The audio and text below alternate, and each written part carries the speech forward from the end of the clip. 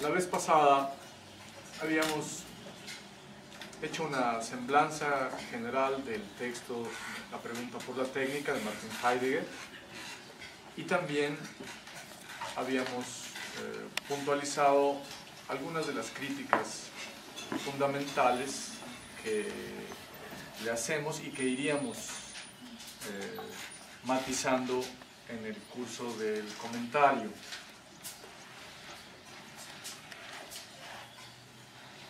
También señalábamos la coyuntura en la que actualmente se ofrece el tema,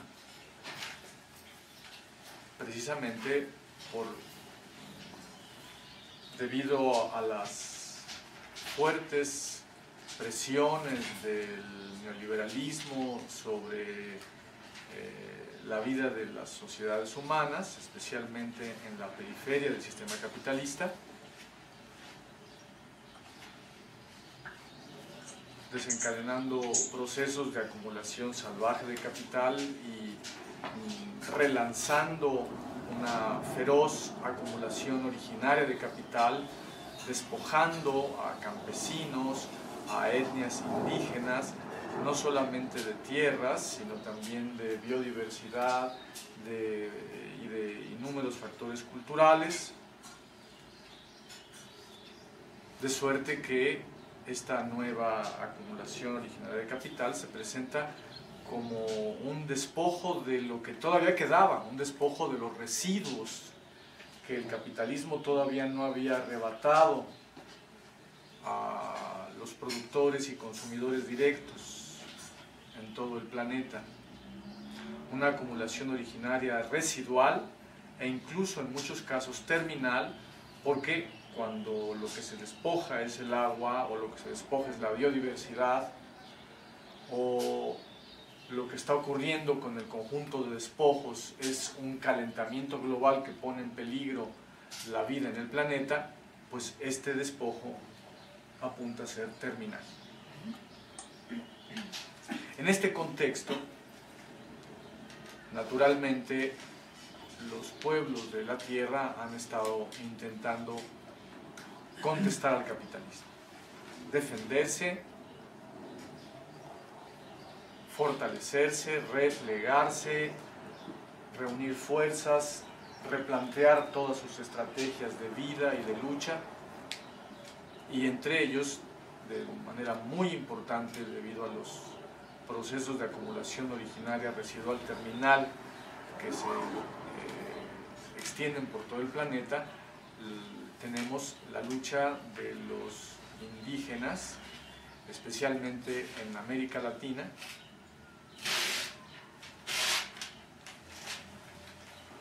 en contra del neoliberalismo.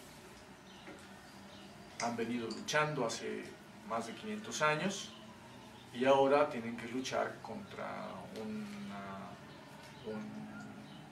imperialismo, una colonización redobladamente brutal y letal.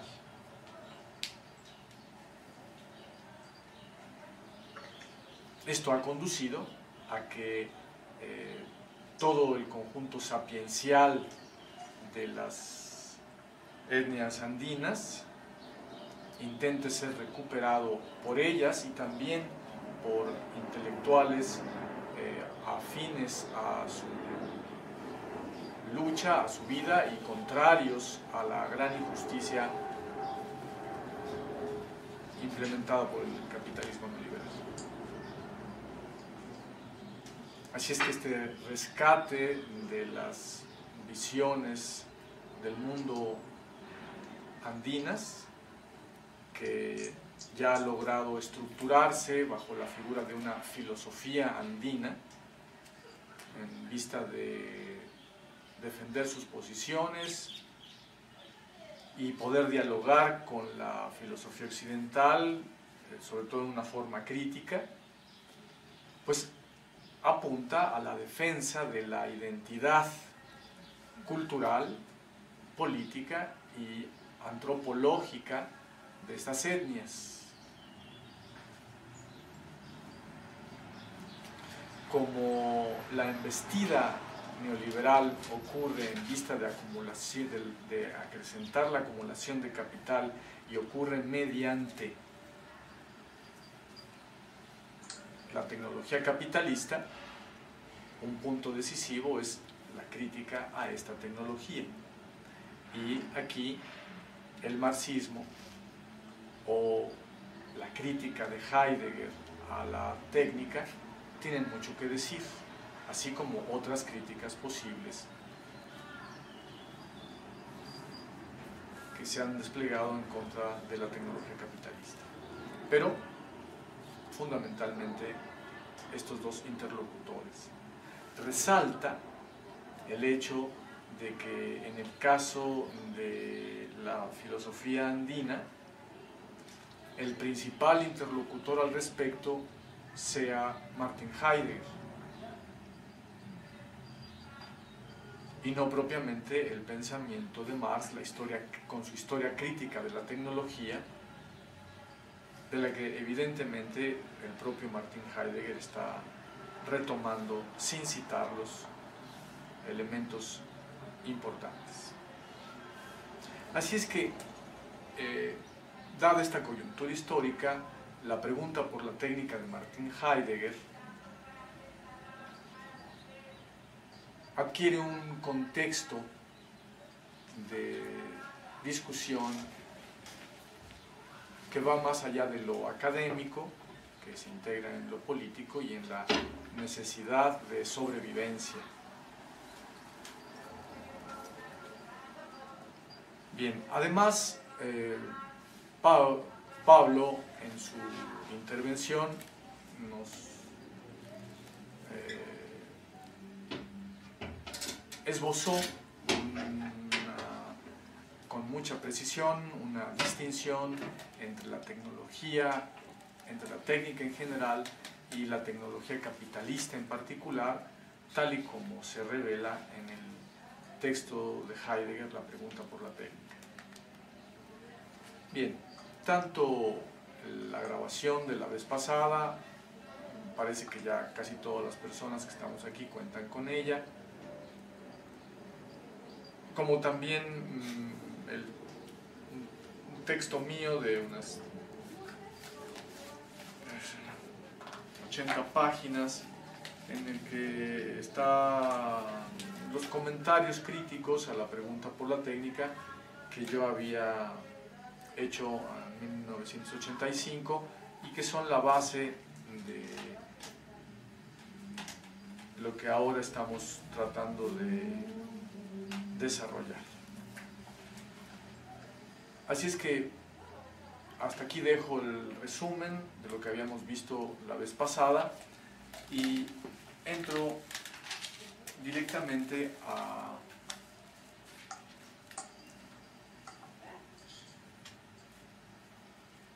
ubicarnos con más puntualidad en referencia al tema de la filosofía andina como interlocutor de Heidegger, especialmente de la pregunta por la técnica, y como interlocutor de la historia crítica de la tecnología de Marx,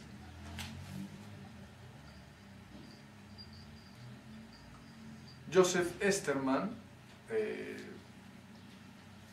publicó en 1998 el libro Filosofía Andina, que Álvaro Zárate me hizo el favor de regalarme y que lo estoy estudiando justamente para hacer estos comentarios.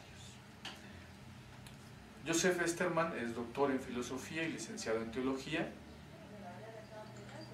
Es docente e investigador del Instituto Superior Ecuménico Andino de Teología, ubicado en La Paz, Bolivia, y también docente en la Universidad Católica Boliviana San Pablo.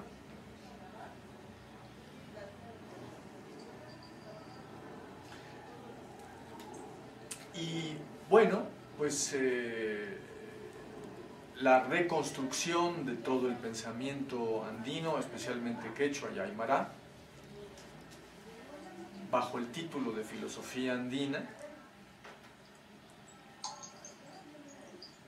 tiene la intención de que pueda haber un diálogo.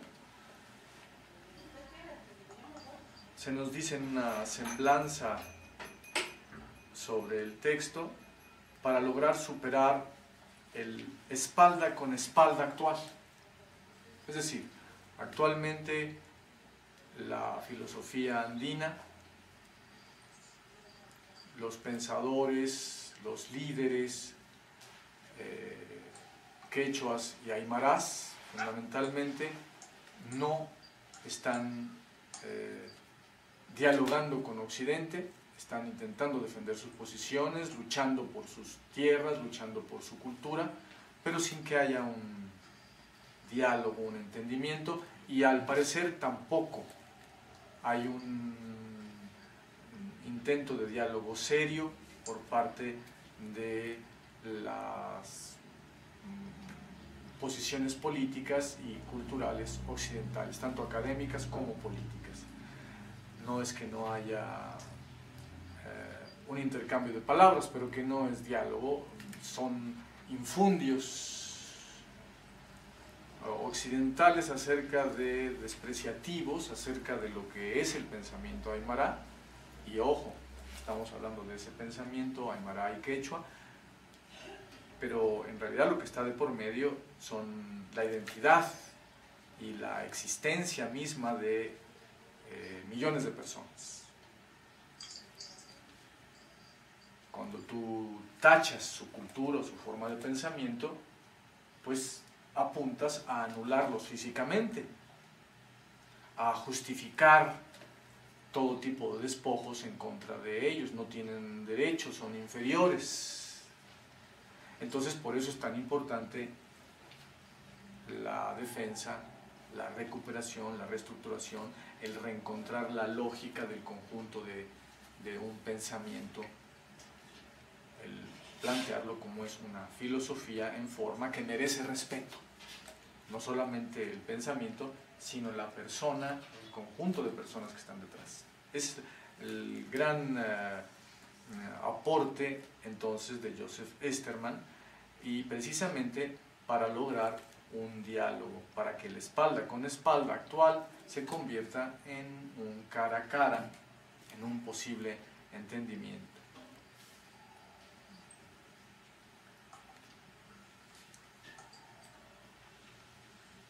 Para esto, Esterman propone una filosofía de la interculturalidad. Como parte de esta filosofía es que reconstruye la filosofía andina.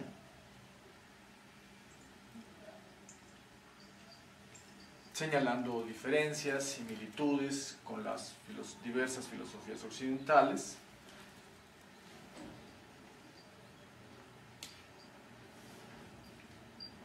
Y en general postula que esta filosofía de la interculturalidad es una reflexión sobre las condiciones y los límites de un diálogo o polílogo entre las culturas. Ahora bien, para nosotros es muy importante observar sobre qué premisas se está tratando de establecer el diálogo. La intención del diálogo, por supuesto, es positiva, lo acabo de señalar. Pero las premisas de este diálogo posibilitan que el diálogo se desarrolle o que el diálogo aborte o quede frenado. Por eso es importante fijarse en las mismas, como lo haremos el día de hoy. Además, Esterman señala que la filosofía andina es ante todo la epifanía sapiencial del otro, en su condición de pobre, marginado, alienado, despojado y olvidado, pero desde la gloria de su riqueza humana, cultural y filosófica. Así que, de antemano, tenemos aquí el enaltecimiento, la admiración profunda de Joseph Esterman respecto de la filosofía andina, que contrasta con toda la situación de marginación, pobreza, humillación que han vivido estas etnias. Y pues la reconstrucción de esta filosofía andina apunta también a promover no solo este pensamiento, sino a los hombres de carne y hueso que son sus herederos. En una semblanza del libro de Joseph Esterman, La filosofía andina, semblanza hecha por David Peiser,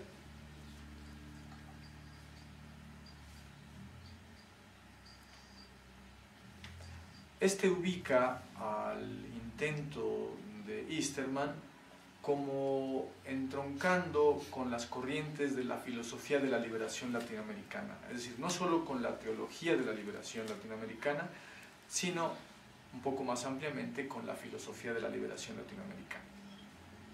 Mariátegui, Salazar Bondi, como parte de esta filosofía de la liberación latinoamericana, y también cita a Dussel como parte de esta filosofía de la liberación latinoamericana, evidentemente acotado en referencia a la teología de la liberación.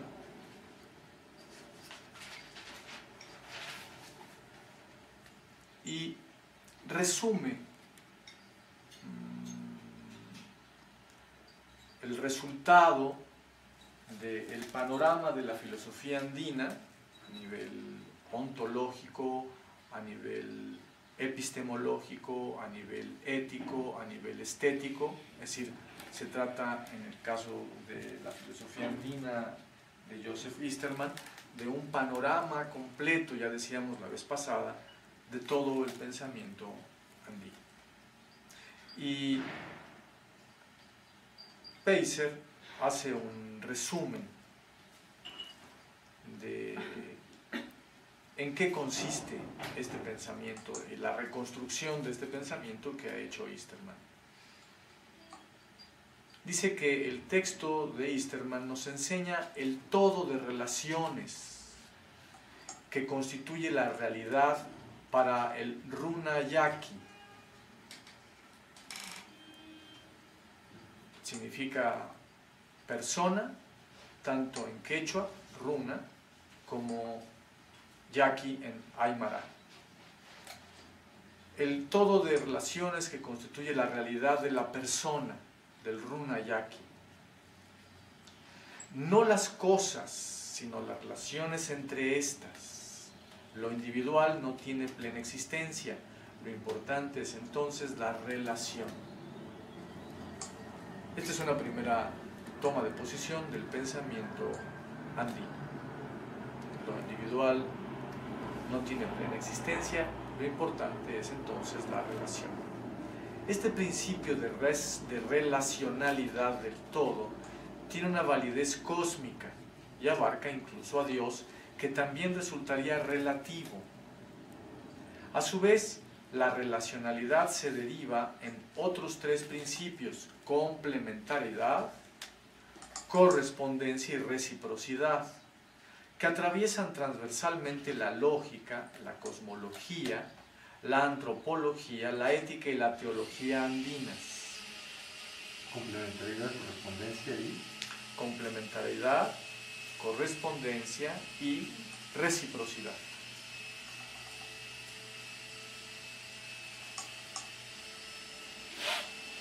El símbolo por excelencia es la chacana, la cruz andina, que representa estos vínculos universales. A partir de este orden tenemos otras concepciones del tiempo y del espacio, de los ciclos vitales, de la vida social, del bien y del mal, de la salud y la enfermedad, que no se corresponden con aquellas que manejamos en Occidente. Por ejemplo, si el bien y el mal son complementarios, según el principio de complementariedad, entonces la actitud frente al mal pues no es de una persecución como la que el cristianismo muchas veces ha desplegado, que en aras de buscar el bien pues desencadena baños de sangre de los que él considera que son los malos. y si los malos son los protestantes, o para los protestantes los malos son los católicos, pues ahí tenemos que entre cristianos muy buenos ocurre este evento, ¿no? No digamos cuando los cristianos llegan a América Latina y empiezan a perseguir a los indios como representantes del mal, y todo asesinato, todo despojo queda justificado. Entonces es muy importante no solamente la dimensión teórica de estos principios, sino su aplicabilidad práctica, su aplicación práctica y su importancia política. Total que así tenemos presentado el conjunto de la filosofía andina centrada en este concepto de relacionalidad y sus tres principios de complementariedad, correspondencia y reciprocidad, simbolizados por la cruz andina o chacán. Bien, es evidente que una filosofía de tal naturaleza obliga a un diálogo con el materialismo histórico y especialmente con la dialéctica de la naturaleza, que justamente presenta una visión del cosmos análoga. No solo, sino que explícitamente el proyecto de Federico Engels, que comparte con Marx, de dialéctica de la naturaleza, es un proyecto que de entrada se construye como una crítica de la ciencia natural occidental, una ciencia analiticista que por sí misma va encontrando las estructuras dialécticas o relacionales de la naturaleza en distintos ámbitos y que los reconoce esta relacionalidad solo insuficientemente. De ahí entonces la crítica a la ciencia de la naturaleza occidental desplegada por Engels, por su analiticismo, y el intento de desarrollar una ciencia nueva, dialéctica, basada en la relacionalidad, con las implicaciones prácticas, políticas y éticas que de esto deriven, que quedan muy bien ejemplificadas en el tema de la complementariedad, correspondencia y reciprocidad presente en la filosofía andina, tal y como la reconstruye Easterman. De hecho, el concepto central de la dialéctica de la naturaleza de Engels es justamente el de la reciprocidad, el de la acción recíproca de los contrarios. Bien, así que, insisto, esta representación de la filosofía andina, esta reconstrucción, obliga, invita al diálogo con la dialéctica de la naturaleza de Engels, y sin embargo, esta es la paradoja, resulta forzado que no suceda este diálogo, o que sea mínimo, casi nulo. Al contrario, aparece casi suplantado, esto también es forzado, con el diálogo de la filosofía andina con Heidegger. Así que este es un punto importante, un síntoma importante de la coyuntura política y teórica que estaba ocurriendo, vamos a decir, después de la caída de la URSS, o sobre todo después de que Francis Fukuyama señalara que ha ocurrido con esta caída del muro de Berlín y desmembramiento de la URSS un fin de la historia, y que el marxismo y el socialismo ya nada tienen que decirle a la humanidad. Pareciera que esta idea del pensador de ultraderecha está en la base, está influyendo demasiado, incluso la reflexión de izquierda sobre la política de los pueblos indígenas en contra del neoliberalismo y también los intentos de reconstrucción de su filosofía. De suerte que el marxismo, que es un interlocutor, vamos a decir, natural, aparece en realidad soslayado y suplantado. Es un movimiento cultural curioso, un síntoma cultural curioso.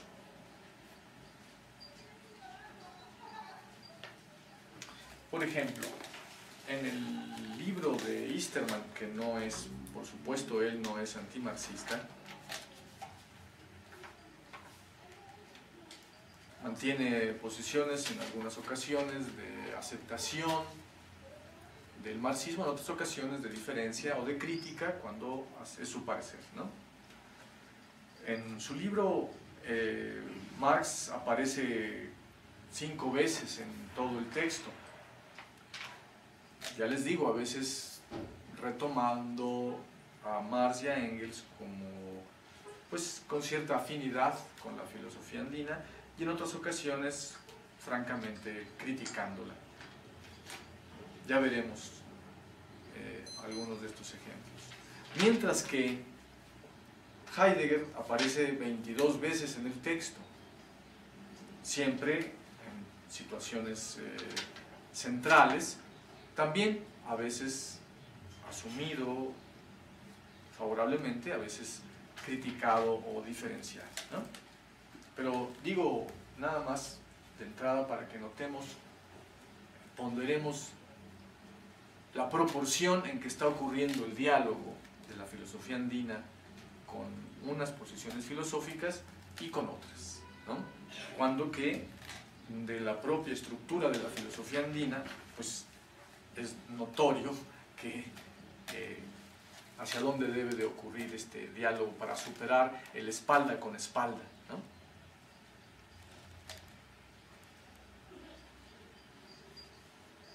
Todavía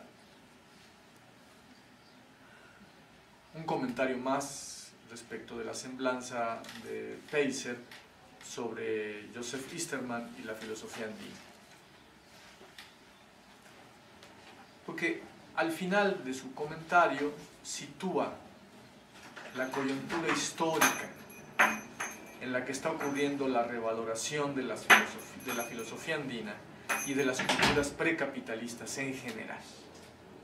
Dice: no resulta fácil llegar a entender plenamente a este otro, al pensamiento andino, al mundo andino, cuyo pensamiento difiere tanto del nuestro. El controvertido tema de la inconmensurabilidad entre culturas. Este tema de la inconmensurabilidad entre culturas evidentemente es un factor que alimenta las posiciones de Samuel Huntington para justificar el choque de civilizaciones entre Occidente y el Islam, pero también se puede justificar entre el Occidente, entre comillas, léase Estados Unidos, y cualquier pueblo de América Latina, especialmente de las etnias indígenas.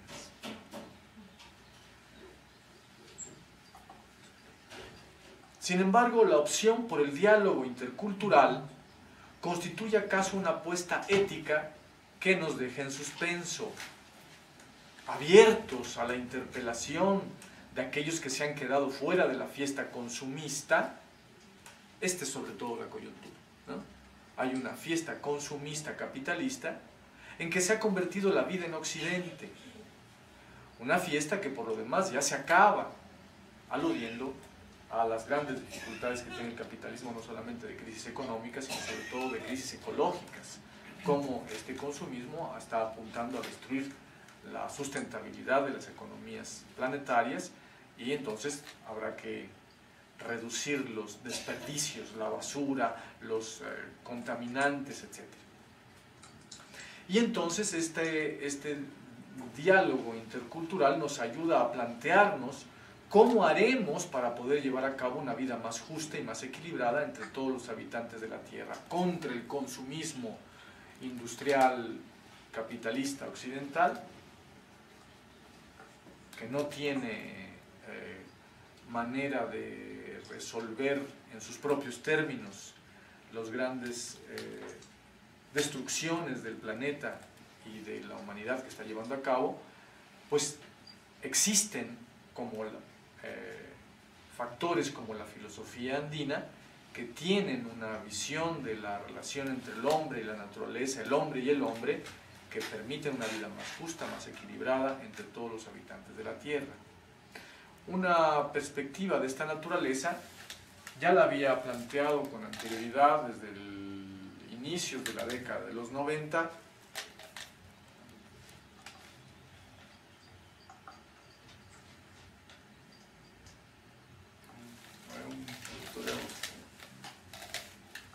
se acabó la gasolina.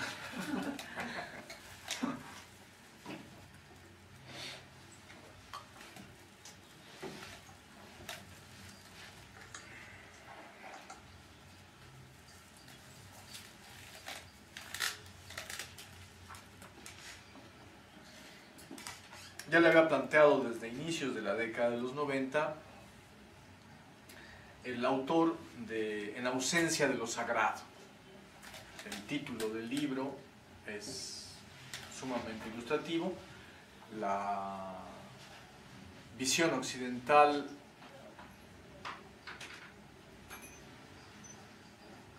atea, vamos a decir, la visión occidental laica, la visión occidental cientificista, racionalista, que no cree en fantasmas y tampoco cree en dioses, ¿no? Bueno, pues está en ausencia de lo sagrado, ¿no? Pero justamente aquí lo importante no es tanto el Dios, sino que la naturaleza es sagrada, la persona es sagrada. Y esto implica un respeto a la persona y a la naturaleza. Pero si tú de pronto, a propósito de hacer la crítica a Dios como presunto creador del universo, quitas todo lo sagrado, de pronto la persona ya no es sagrada.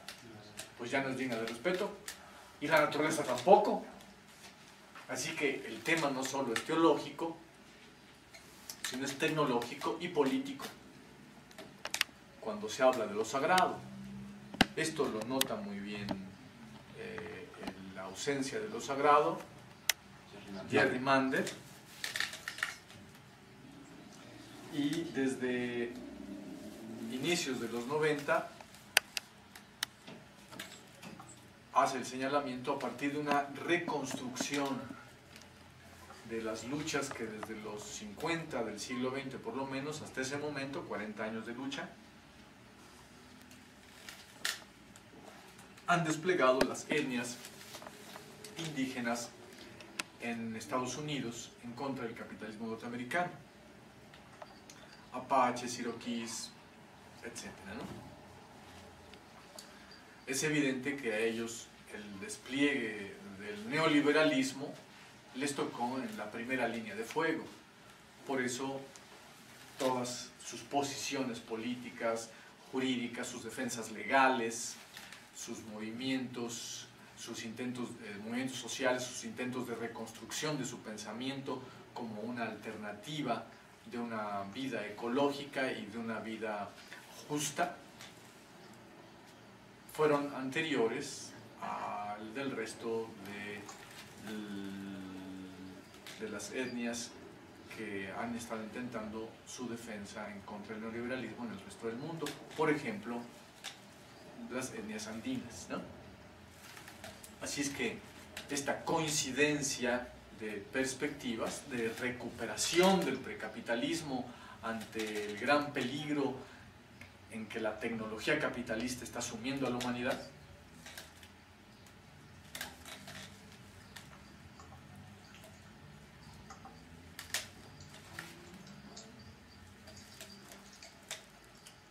pero ello nos invita también de nueva cuenta a establecer un diálogo con Marx, que ya desde 1857 estableció la ponderación entre lo que aporta el capitalismo a la humanidad,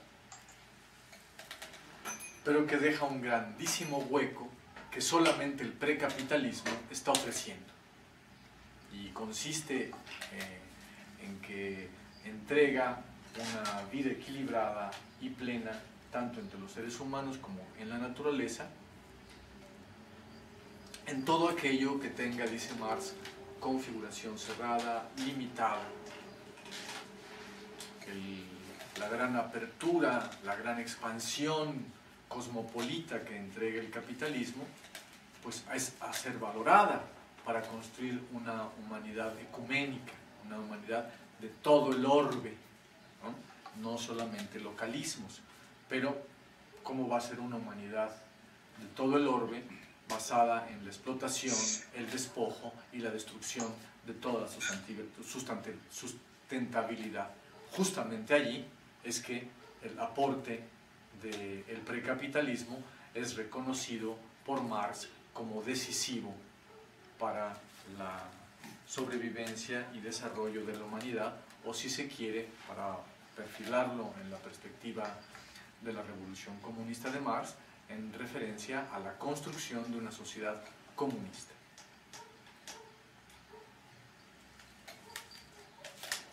Que sería necesariamente proletaria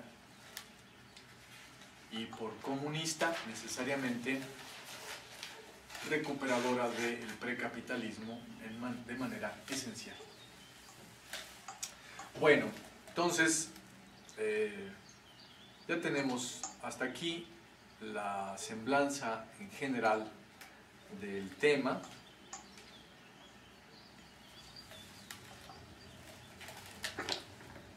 Vamos a profundizar un poco en el mismo, especialmente en lo que corresponde al modo en que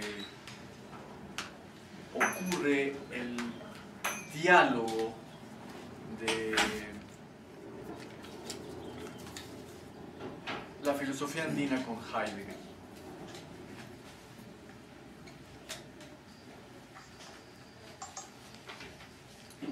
Cuando digo filosofía andina, no me estoy refiriendo al libro o al título del libro de Easterman, sino al contenido que éste resalta, ¿no? Y pero al mismo tiempo voy a tratar de establecer ese análisis basándome en el libro de Easterman, cuyo objeto teórico es justamente la reconstrucción de esta filosofía. Observemos que entre 1960 y 1985, más o menos, Heidegger ya había sido usado, especialmente la pregunta por la técnica y la época de la imagen del mundo, que son sus dos textos fundamentales de diagnóstico, o por lo menos publicados, de diagnóstico de la modernidad capitalista. Ya había sido usado Heidegger como crítica de la técnica y del Gestell, de la técnica capitalista, en alianza con la crítica ecológica del capitalismo.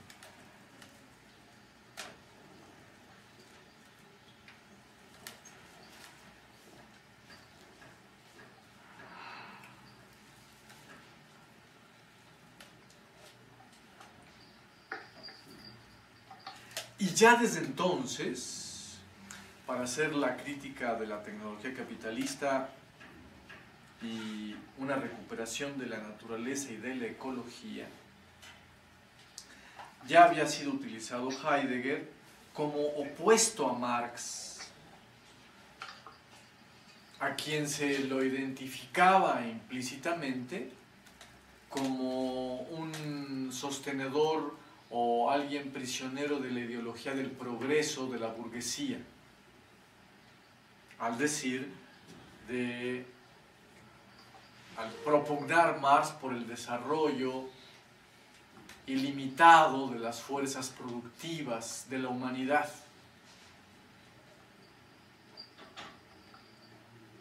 Así que se le identificaba a Marx con desarrollo económico capitalista y de la tecnología capitalista. Esto es un completo despropósito. Identificar tecnología capitalista y desarrollo económico capitalista con el marxismo, pues esto no tiene sentido, es un absurdo. Pero pasaba como una evidencia incluso profunda, que se había logrado por una agudeza de pensamiento al observar que en Marx había esta exaltación del desarrollo de las fuerzas productivas. Aquí, de nueva cuenta, la equivocación consiste en identificar tecnología capitalista, una tecnología que es una fuerza productiva del capital, potencia opuesta, explotadora del proletariado y tendencialmente opuesta a toda la humanidad, identificar esta tecnología capitalista con las fuerzas productivas de la humanidad. Son dos cosas también completamente distintas y en muchos casos opuestas. Es evidente que el desarrollo de las fuerzas productivas de la humanidad pasa por revocar, destruir al progreso capitalista. No forma parte de la ideología del progreso capitalista, sino es su contrario. Pero en esta lectura que se hizo del marxismo, en parte por representantes de la derecha, en parte por representantes de los propios marxistas que habían salido del stalinismo, provocaron esta imagen equivocada, que desafortunadamente subtiende la manera o la perspectiva con que Easterman observa a Marx. Ya lo veremos, aunque él mismo no es antimarxista, véase la paradoja otra vez, no se ha fijado en este despropósito premisial de su argumentación. Bien, esto ocurría desde los 60 al 85, el uso de Heidegger para este propósito de, al mismo tiempo que se critica al capitalismo, criticar al marxismo, sacar a Marx de la crítica al capitalismo. Esto mismo sucede ahora con la filosofía andina, ligada a la crítica de la ecología, como parte de la defensa de la naturaleza y en contra del despojo de la naturaleza que el neoliberalismo quiere hacer contra las etnias indígenas. Aquí, de nueva cuenta, se reedita la crítica a Marx, retomando en parte a Heidegger para este propósito.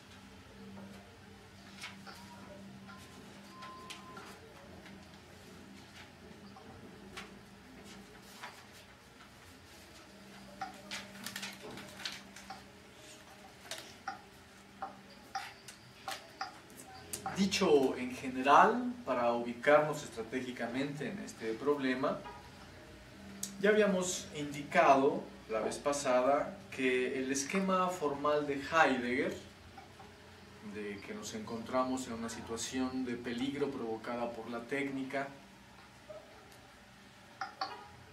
especialmente por la técnica capitalista, y que en el extremo peligro, sin embargo, puede brotar la salvación, esta figura dialéctica, era análoga al esquema de la enajenación de Hegel, pero que al mismo tiempo sugiere el ser muy distinto a la posición de Hegel. Así es que ofrece la ilusión de una nueva alternativa.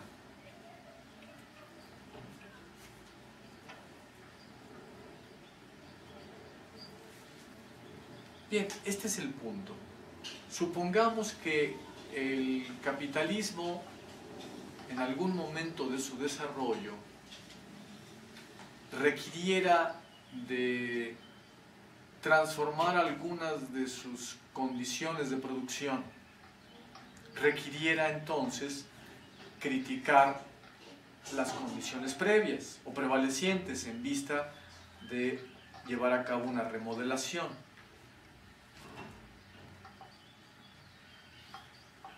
Pero requiriera que esta crítica a sus condiciones de producción no lo pusiera en peligro. Porque bueno, puede existir la crítica radical a sus condiciones de producción, ¿no? Que digan es necesaria la revolución de todo el sistema capitalista, destruirlo, que es la crítica socialista y especialmente la crítica de Marx. Si el sistema capitalista tuviera en algún momento, en alguna coyuntura de su existencia, la necesidad de llevar a cabo una remodelación de sus estructuras culturales, políticas, económicas, éticas o tecnológicas, pero que no lo pusiera en peligro, pues sería bueno tener a mano la ilusión de una nueva alternativa. Una crítica de la enajenación, a la manera en que Heidegger lo puede hacer, pero sin poner en cuestión los fundamentos del sistema capitalista. Así que, de un lado, puede haber muchas malversaciones de la filosofía de Heidegger, quien en los 60s o los 80s utilizó a Heidegger para criticar al capitalismo, hacer alianza con el ecologismo de entonces y al mismo tiempo no hacer alianza con el marxismo. Pues no solamente se basó en una idea equivocada acerca de lo que era el pensamiento de Marx, también posiblemente falseó algunas de las tesis del propio Heidegger. E igual puede suceder en la actualidad, desde la filosofía andina, en este diálogo con Heidegger. Hay cosas que de Heidegger quizá no se están entendiendo plenamente. Y al marginar al marxismo, pues tampoco se está entendiendo a Marx. Pero lo que quiero decir es que, más allá de estas malversaciones, existe una estructura general del pensamiento de Heidegger que lo posibilita. Esta analogía con el esquema de la enajenación de Hegel, pero que sugiere al mismo tiempo ser diferente, presenta la herramienta que en algún momento el capitalismo puede utilizar para renovarse sin ponerse en cuestión radicalmente.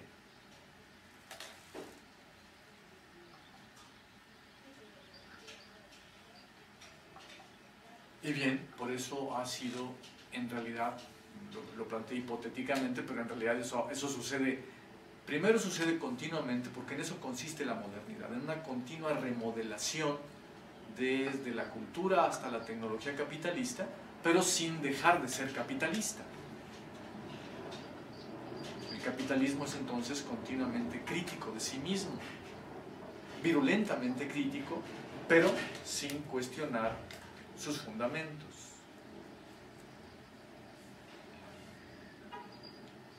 No solamente en esto consiste la modernidad, sino que después de 1991-93, en que se descubren los límites del crecimiento del capitalismo frente a los límites del planeta Tierra para resistirlo,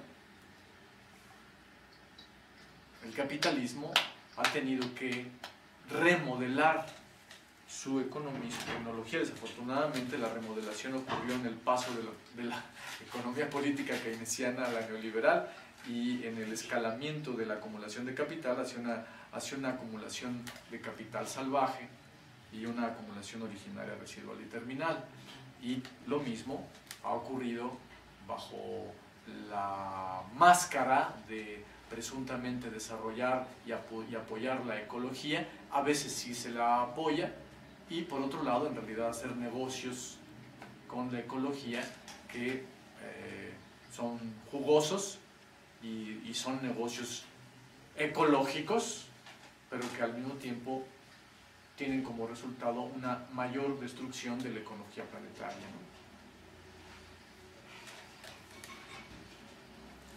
Así que el neoliberalismo no logra salir de este entrampamiento de la destrucción del planeta. Bien, como se requiere una crítica cada vez más radical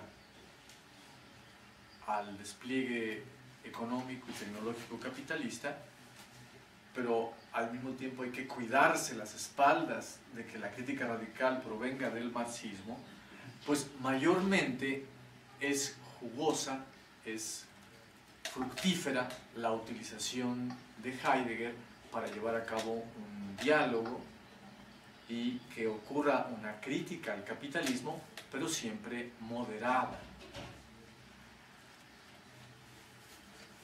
Bien, entonces vamos a ver ahora sobre estas premisas generales cómo es que se lleva a cabo el diálogo con Heidegger desde las posiciones de la filosofía andina.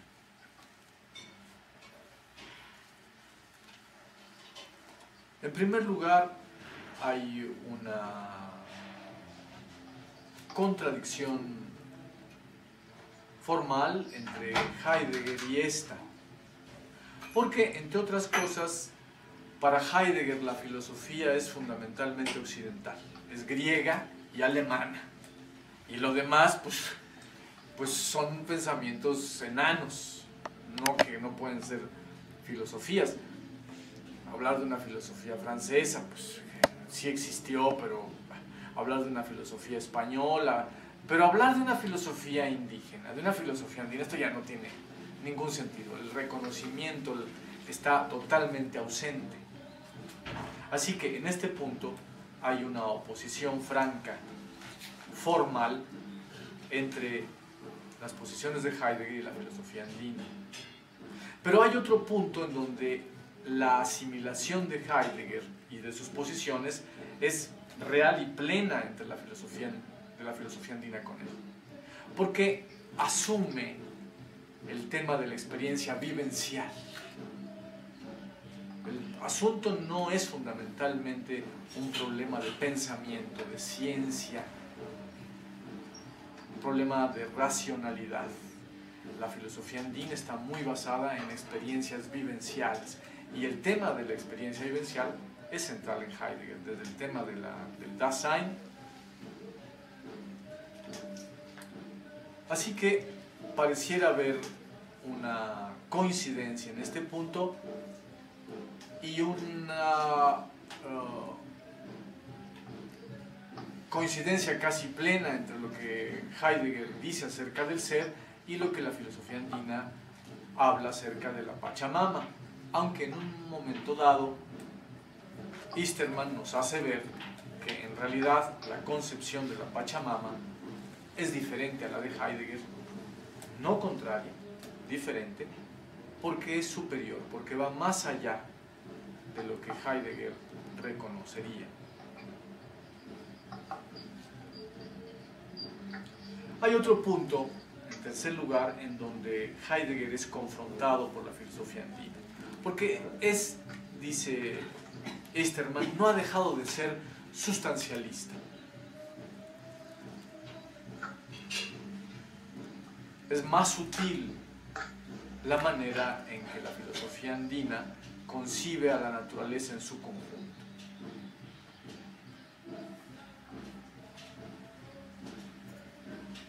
Más espiritualizada, por así decirlo. En cuarto lugar, de nueva cuenta, encontramos una identidad entre Heidegger y la filosofía andina a propósito de la crítica de Heidegger a la tecnología capitalista, al Gestell.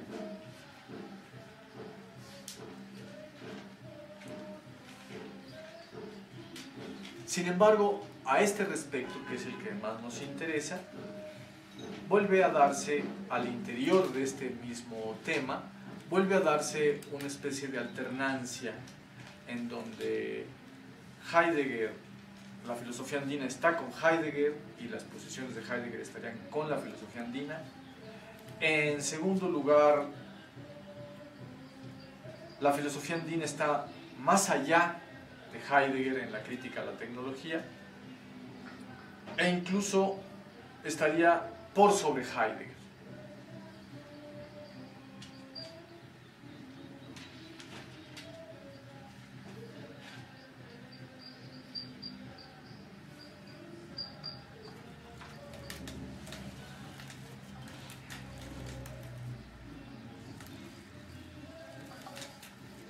Bueno, entonces, para no perdernos en medio de estas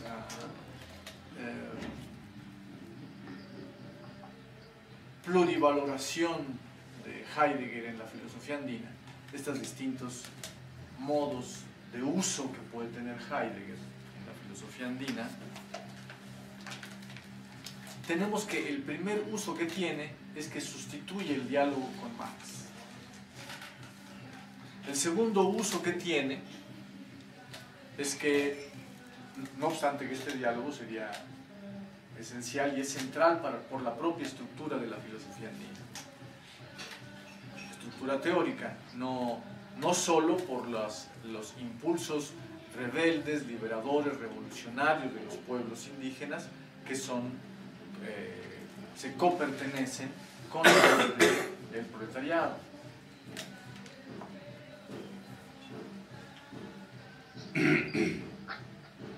En segundo lugar, decía, no solo se trata de que Heidegger está siendo utilizado para sustituir, suplantear o disminuir grandemente el diálogo con el pensamiento de Marx, sino también porque se está privilegiando un diálogo con una filosofía occidental que lleva a cabo una crítica de la tecnología, pero parcial. Como si esta fuera la mejor y la más alta crítica que en Occidente se pudiera hacer esa tecnología, desconociendo la de Marx. Qué bueno que la filosofía andina vaya más allá de la de Heidegger, pero ¿qué no podría aliarse con la crítica radical de la tecnología que ofrece Marx? Y esta alianza posible queda simplemente hecha de lado.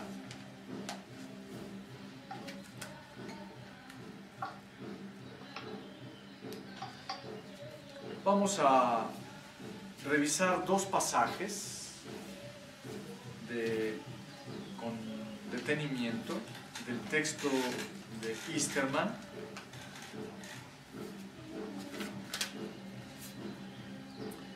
en donde aparece la relación con Heidegger. Son dos pasajes en donde el tema de la crítica de la tecnología, sustentada en la pregunta por la técnica de Heidegger, toman el papel decisivo. Dice en la página 116, bajo el inciso Ciencia andina, nos dice Easterman: otro de los mitos fundacionales de Occidente es la concepción de la ciencia como el acceso más adecuado y veraz a la realidad, hasta tal punto que para muchas y muchos viene reemplazando a la religión, el credo del positivismo, la ética y estética. En el cientificismo, este mito se ha plasmado de una forma explícita y en la sociedad tecnocéntrica, la racionalidad científica se encarna de la manera más pura. a través de la supuesta superculturalidad del espíritu occidental y de su carácter científico, el paradigma científico de Occidente se ha autodeclarado universal y único. Y aquí tenemos una nota a pie de página en donde Easterman establece una alianza sólida entre la filosofía andina y Heidegger, y aún de las tres, la filosofía andina, la de Heidegger y la filosofía postmoderna. Veamos. Dice al respecto: la crítica de Heidegger a la naturaleza tecnomorfa del mundo moderno como Gestell puede servir de sustento a la crítica que en el párrafo anterior, desde la visión andina, ha hecho Easterman. Y más abajo dice: la filosofía posmoderna replantea esta concepción relativista de la ciencia. En lugar de ser universal y única, como la filosofía occidental tradicional sostiene, la filosofía occidental posmoderna replantea esta concepción relativista de la ciencia al reivindicar otros modelos paradigmata de acceso a la realidad, tal como son el mito, la religión, el sentimiento, la celebración y el arte. Y aquí habría una coincidencia, aquí lo sugiere y en otros lugares lo explicita Easterman, de la filosofía andina con la filosofía posmoderna.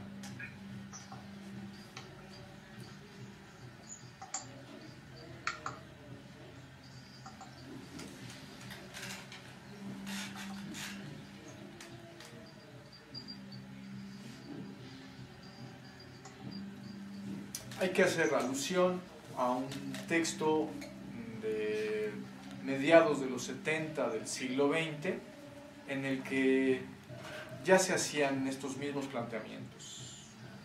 No lo cita Easterman, no reconoce este antecedente que valdría la pena recuperar. Se trata del texto de Luis Racionero, publicado por Editorial Anagrama, en donde, este es el título del libro, Filosofías del Underground, en donde Luis Racionero también intenta hacer la reconstrucción de diversos pensamientos, llevarlos a nivel de filosofías. Recupera algunas filosofías como la de Nietzsche y otros pensadores occidentales críticos de la modernidad, y de pensamientos que no son reconocidos como filosofías, pero que en realidad le parece que presentan una estructura filosófica consistente, un poco a la manera en que Easterman está haciendo la reconstrucción del pensamiento andino para figurarlo como una filosofía. Pues Racionero, en sus filosofías del underground, ya hacía la crítica de la ciencia que aquí simplemente está reeditando Easterman desde el irracionalismo. Las posiciones de Racionero, en oposición al racionalismo occidental, recupera todas aquellas formas de pensamiento que en Occidente han sido reconocidas como irracionalistas. Y también recuperaba a filosofías orientales de distinto cuño,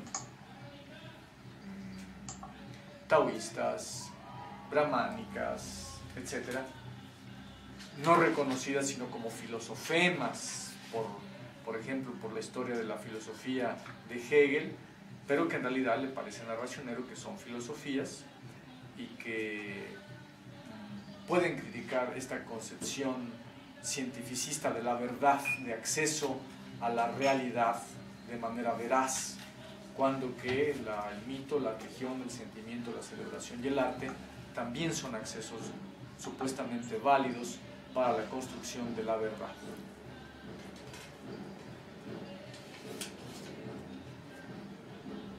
Es importante recuperar el texto de Racionero porque están ahí planteados las premisas para hacer esta crítica. desde posiciones irracionalistas al racionalismo occidental. El que plantee las premisas significa que permite una discusión. Él sustenta, dice, expresa. Bueno, pues vamos a ver si lo que usted sustenta, dice o expresa tiene coherencia. Entonces se posibilita un diálogo y una discusión. Y se puede ver si este intento de crítica de la ciencia desde las posiciones irracionalistas tiene vía de desarrollo. Pero lo que tenemos en el texto de Easterman es que no se presentan las premisas para llevar a cabo este conjunto de adjetivaciones.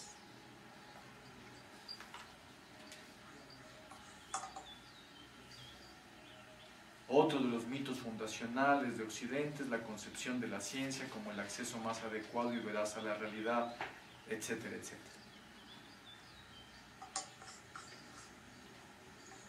Se ha autodeclarado universal y único. ¿Eso está bien o está mal? No sabemos si está bien o está mal. Él adjetiva, no presenta las premisas de su valoración de cómo está adjetivando, a veces implícita o a veces explícitamente, a la ciencia moderna de equivocada o de unilateral o de X, ¿no? No por este o aquel despropósito científico, que hay miles, sino en cuanto a método, en cuanto a estructura epistemológica general. Entonces no nos está presentando Easterman las premisas desde donde está levantando esta discusión, pero sí se encuentran en el racionero. Así que vale la pena recordar, bueno, aquí hay un juicio precedente respecto de la ciencia occidental, y en ese juicio precedente respecto de la ciencia occidental se puede llevar a cabo una discusión para ver el modo en que se está enjuiciando.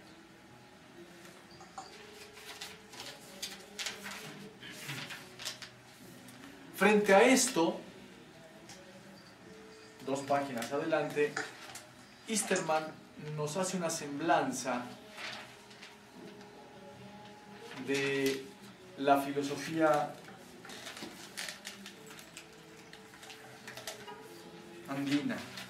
Dice, la racionalidad andina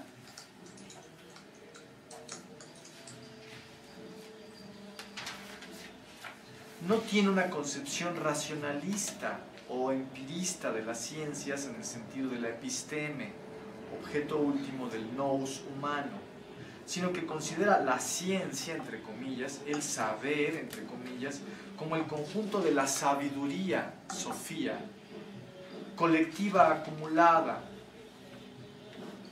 y transmitida a través de las generaciones.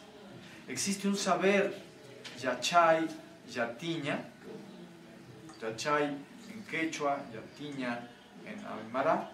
Existe un saber del subconsciente colectivo, transmitido por procesos subterráneos de enseñanza de una generación a otra en forma oral y actitudinal, saber hacer, mediante narraciones, cuentos, rituales, actos cúlticos y costumbres.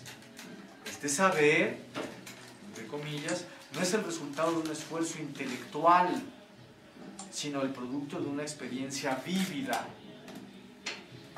amplia y metasensitiva, más Erlebnis que Erfahrung, más vivencia que experiencia, utilizando la terminología alemana, está haciendo un diálogo también especialmente con Heidegger.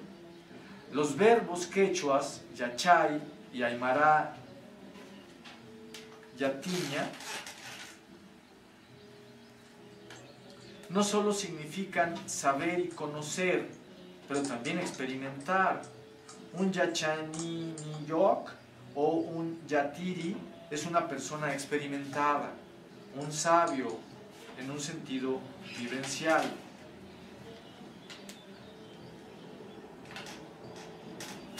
Como este tipo de experiencia es un proceso transgeneracional y práctico, aprender haciendo, la ciencia andina no existe una palabra quechua o aymara propia para decir ciencia, se fundamenta sobre todo en los argumentos de autoridad, el peso de los ancianos, o cuna, de antigüedad, el peso de la tradición, de frecuencia, el peso de la costumbre, y de coherencia, el peso del orden. Bien, aquí de nueva cuenta vemos cómo Heidegger ha sido usado para validar la posición de la filosofía andina, para desbancar a la razón, supuestamente a la racionalidad occidental, supuestamente a la racionalidad científica, supuestamente de una forma irracionalista, pero prestigiosa, si quien sostiene el irracionalismo será Heidegger. Y por otro lado, se está utilizando a Heidegger para superar a Heidegger, para señalar el rebasamiento que la filosofía andina tiene respecto de las posiciones de Heidegger, en donde, bueno, pues la experiencia o la experiencia vívida, vivencial, esta Erlebnis, es concebida en términos meramente individuales, no con la amplitud tradicional, colectiva, comunitaria que tiene el hecho experiencial, vivencial en la filosofía andina.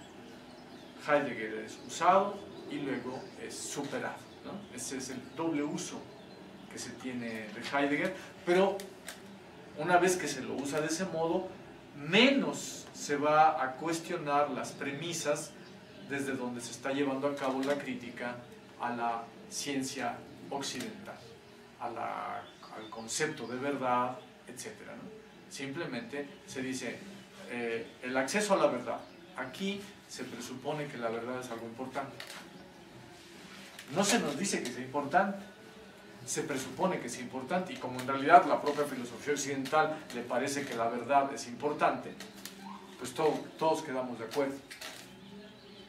Ahora bien, la filosofía occidental dice que el acceso a esto tan importante que es la verdad solamente lo tiene de manera privilegiada la ciencia. Ah, este curioso monopolio. Bueno, entra una sospecha. Bueno, el monopolio puede estar bien fundamentado, ¿no? ¿Por qué vas a sospechar? Pero sin embargo aparece la sospecha y no se critica si está bien fundamentado o no.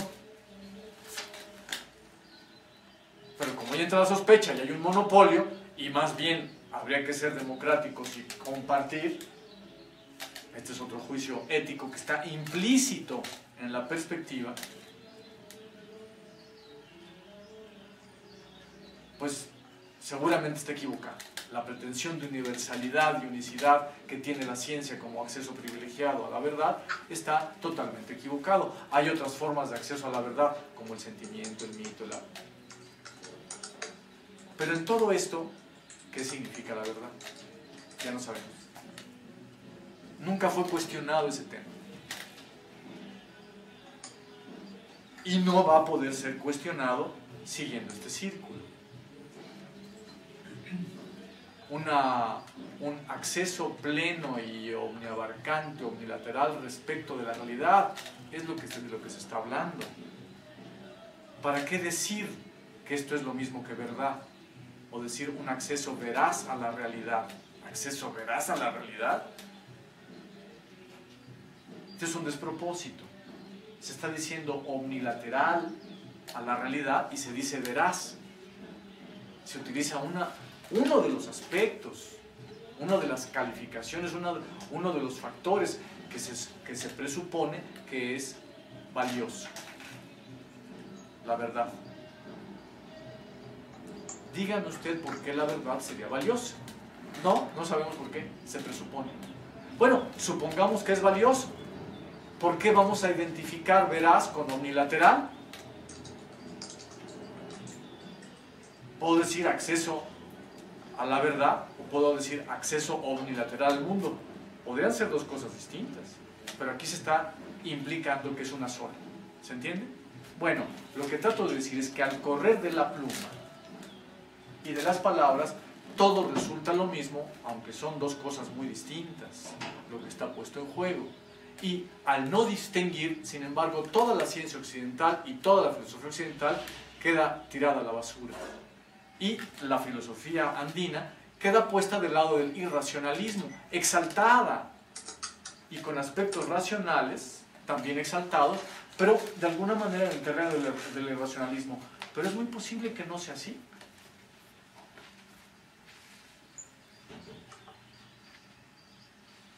Pero no se han cuestionado ni las premisas de la crítica a la ciencia, que podrían cuestionar a través de las posiciones de Racionero, de la exposición de estas que hace Racionero, entre otros. Y tampoco se cuestiona por el uso que está teniendo Heidegger en todo el entramado. Bien, todavía más.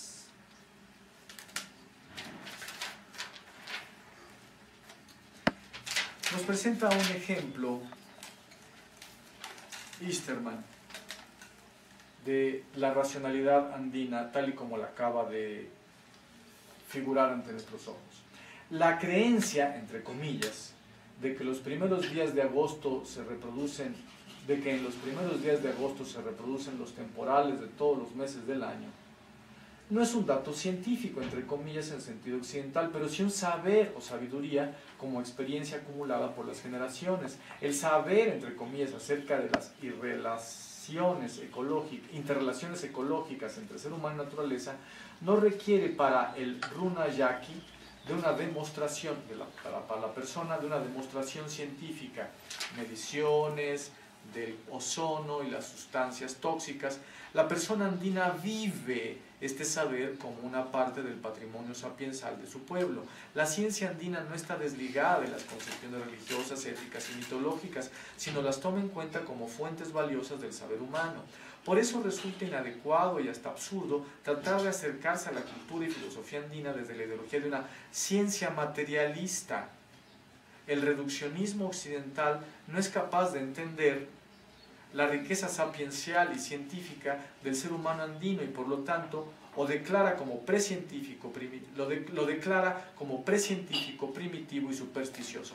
Este es el punto decisivo. Esta declaración de precientífico, primitivo y supersticioso, y es justamente el obstáculo a remover, porque después de decir precientífico, primitivo, supersticioso, queda hecha la justificación para cualquier atropello o despojo, asesinato incluido. Por eso es tan importante revertir estos calificativos, pero la única manera de revertirlos seguramente que no es el camino que ha seguido Easterman, y buena parte, a Easterman solamente lo estoy tomando como un ejemplo descollante y de muy buena intención y profundo, el más omniabarcante del caso. No es la única manera de hacer esta revaloración de la identidad andina y de su filosofía. Luego, nótese qué extraña es el sabor, el talante de este párrafo de Easterman. Por un lado, se nos hace valer la vivencia de la persona andina, se nos las explica racionalmente como muy importante, se nos dan razones de cómo es que esta persona, al no estar desligada de las concepciones religiosas y éticas, puede tener como parte de su patrimonio sapiencial una experiencia del mundo que inmediatamente le señala su relación ecológica con la naturaleza. Por ejemplo, en los primeros días de agosto, cómo es que puede recuperar cómo puede prever cómo va a estar las distintas épocas del año en lo que viene, ¿no? Cómo van a ser los temporales durante el resto del año. Tiene una previsión. De un lado, digo, en este párrafo se nos explica convincentemente esta ventaja, esta utilidad de la manera en que la persona andina vive el saber, sin demostraciones científicas, pero detrás de su vivencia está una experiencia de generaciones transmitida oralmente. Así que todo queda muy bien explicado. Es decir, queda científicamente demostrado. Pero por otro lado, en acuerdo a la crítica irracionalista de la ciencia occidental, Easterman desbanca a la explicación racional o a la explicación de la ciencia materialista. Bueno, ¿qué es lo que tiene de equivocado esta ciencia? ¿Que sea ciencia o que sea materialista? No se entiende. Cuando que todo lo que se nos acaba de decir, para convencernos de la validez de la experiencia de la persona andina, ha sido con base en relaciones práctico-materiales con el mundo.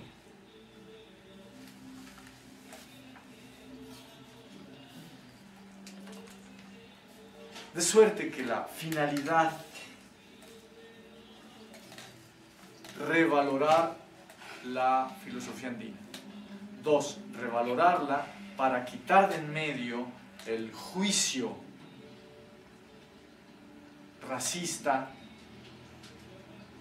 occidental, imperialista, de señalar como precientífico, primitivo, supersticiosa a la forma de pensamiento andina y entonces tener la justificación de destruir cualquier identidad andina, no solo cultural, sino personal.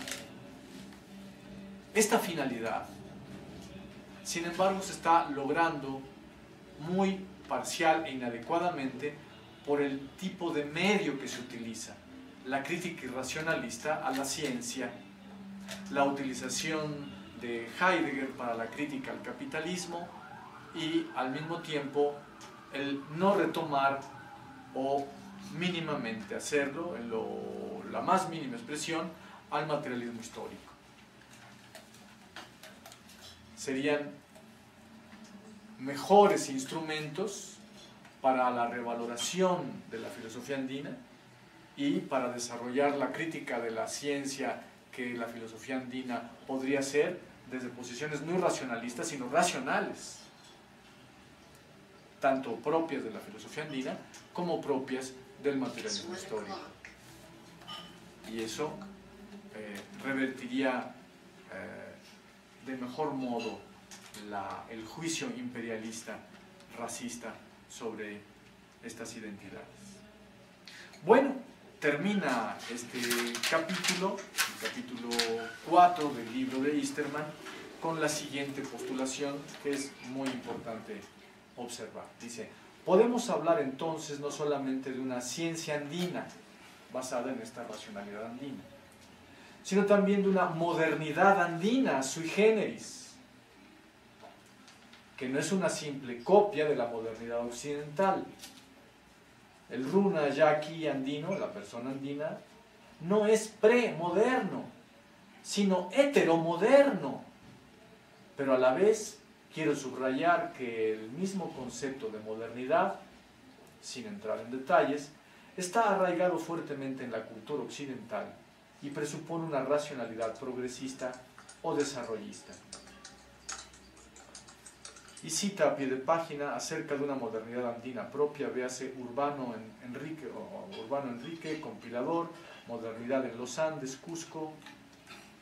¿Qué modernidad deseamos? El conflicto entre nuestras tradiciones y lo nuevo. De nueva cuenta,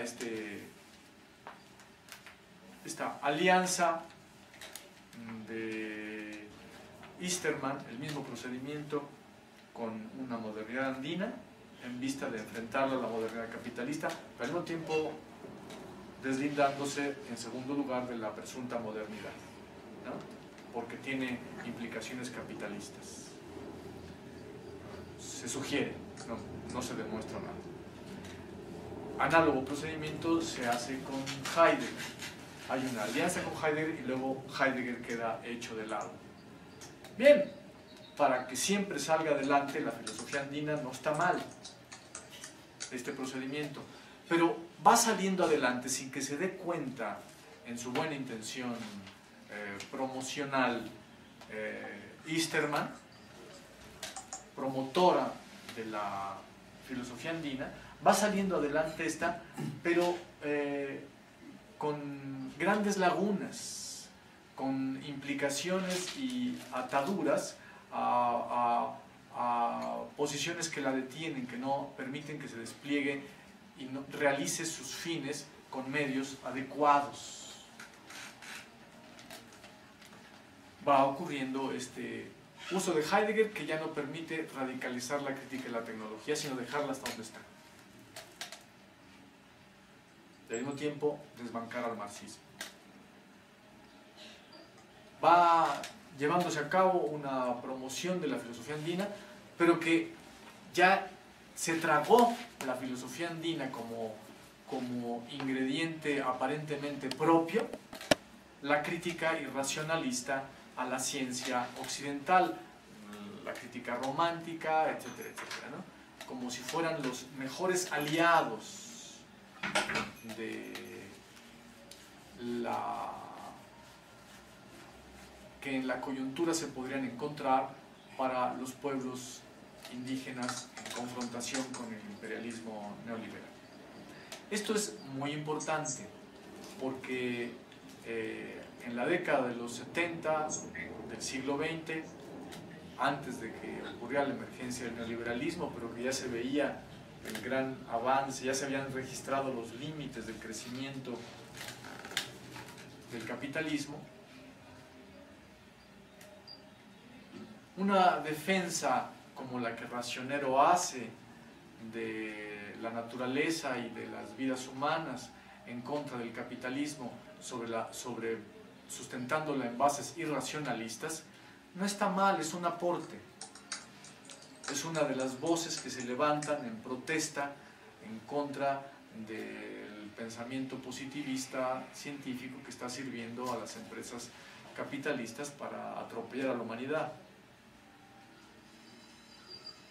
Es una defensa general. Pero en la actualidad las cosas no están en el nivel en el que estaban en los 70.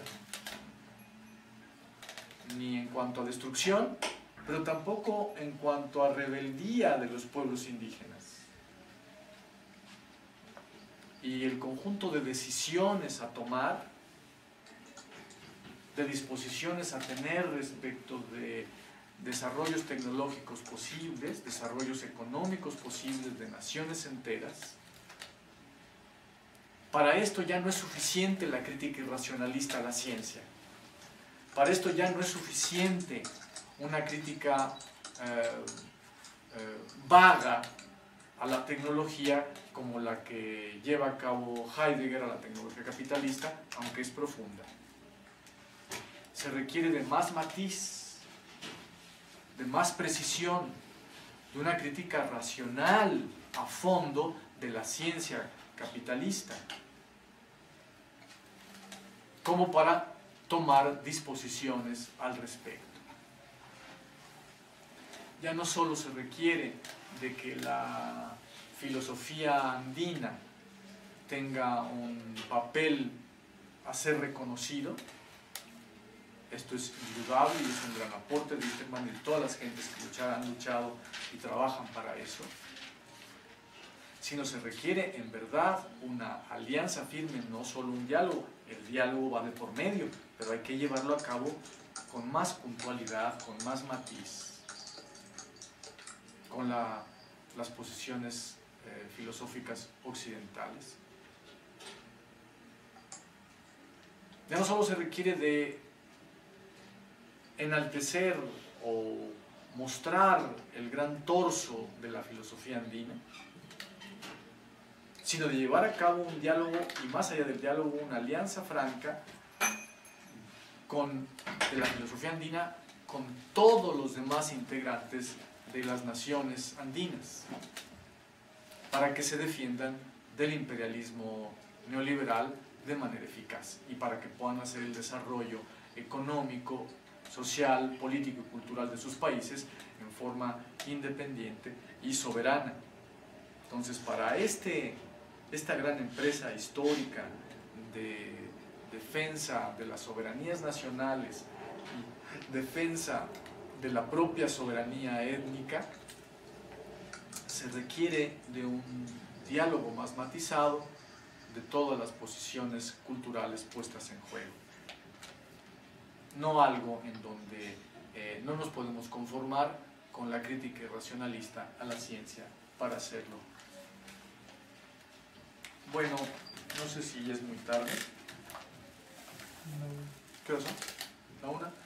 Bueno, vamos a dejarlo para la siguiente vez. La discusión del otro pasaje, más ligado al tema de lo Gestel, aquí solo apareció de pasada y en el libro de Easterman, y eso nos va a servir para retomar el comentario puntual a la visión de la técnica que tiene Heidegger en su texto de la pregunta por la técnica. Y bueno, ahora pues todo lo que ustedes quieran plantear, también los compañeros que están conectados en internet, todas las intervenciones que quieran hacer.